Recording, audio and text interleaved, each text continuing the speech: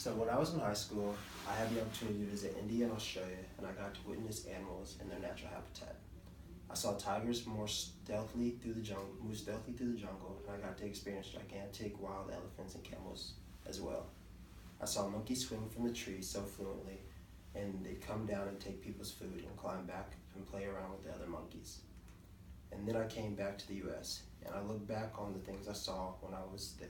When I look back on the things I saw when I was there, I was heartbroken from looking at zoos. Let me ask you, when was the last time you went to a zoo, and what did you see? Did you notice the lack of movement, and did you see the unhealthiness of the animals? Wild animals are kept in zoos for human entertainment. In recent decades, justification for zoos came with the claim of education and conservation of endangered species. But serious problems have occurred throughout the years and all over the country. I'm referring to the health of the animals mentally and physically. Being held captives have endangered the animals and harm more than help them. Captive display is harmful to animals for mental health. It diverts attention and funds away from the conversion of the wild and misinforms the public. Something must be done. Animal captivity as entertainment should come to an end, and wild animals should have the right to live freely in their natural habitat, just like you and I.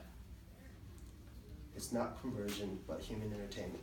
When going to a zoo, most people stop and look at a display for half a second or up to a minute. Not to look at the knowledge of the animals, but just as to see them as entertainment.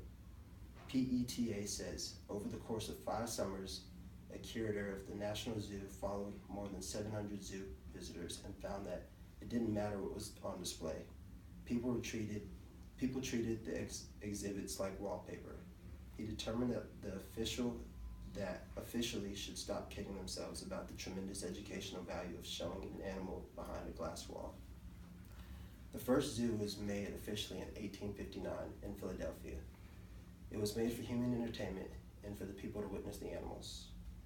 The zoo originally displayed 616 animals for people to see, and in the first year attracted 228,000 visitors, which was almost half the city's population.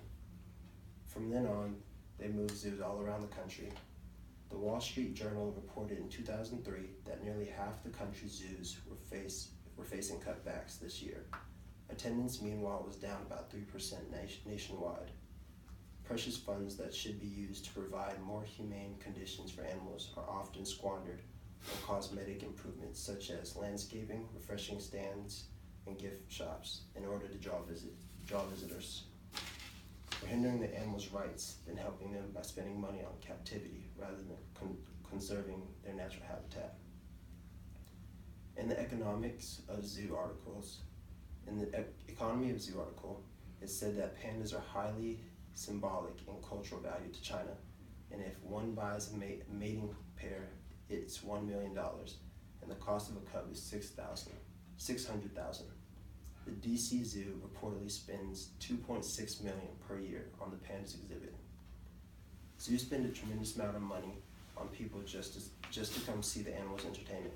What if we spent the money on a better cause in preserving rainforests so that they have a better place to live? Animals aren't happy in zoos and are mentally and physically suffering due to captivity. A polar bear named Gus spent his days swimming in circles for up to 12 hours a day, and it took it upon himself to scare children. Obviously, this is not a normal behavior. As it turns out, he was diagnosed with late-stage zoochosis. Zoochosis is a repetitive, invariant behavior pattern with no obvious goal or function. Gus's late stage of zoochosis led to $25,000 worth of behavior therapy. Another example was a gorilla in the Dallas Zoo attempting to jump over the wall of his enclosed area, only fatally to be shot by police. By keeping animals in zoos, we're also causing devolution. From the effects of captivity on the morphology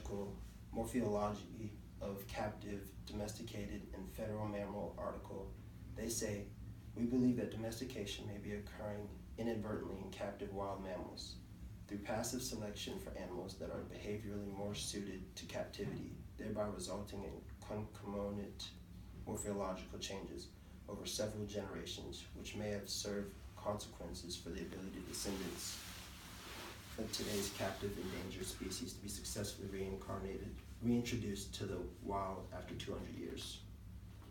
So for my last point, reviewed by Menzel and Beck, there are numerous examples of captive release programs failing through the poor foraging and lack of predator recognition, or in the case of the golden lion tamara, the loss of the ability of effective locomotion, and they cause the animals to devolve, or enabling their extinction. So I ask you, why is it so important for animals to be held captive if they're only on the edge of extinction? If we're only going to be hand feeding them to their devolution, and the point where they won't be able to go back into the wild. When is the next time you're going to the zoo? I ask you to be aware of how the animals act and actually read the information listed on the display of the animal. Zoos should come to an end because it's harmful to an animal's mental and physical health. It diverts attention and funds away from the conversion of the wild and misinforms the public. I would like you to, wild animals should have the right to live freely in their natural habitat, just like you and I. Would you want to live in a cage or cooped up area? I know I wouldn't, so why should they have to?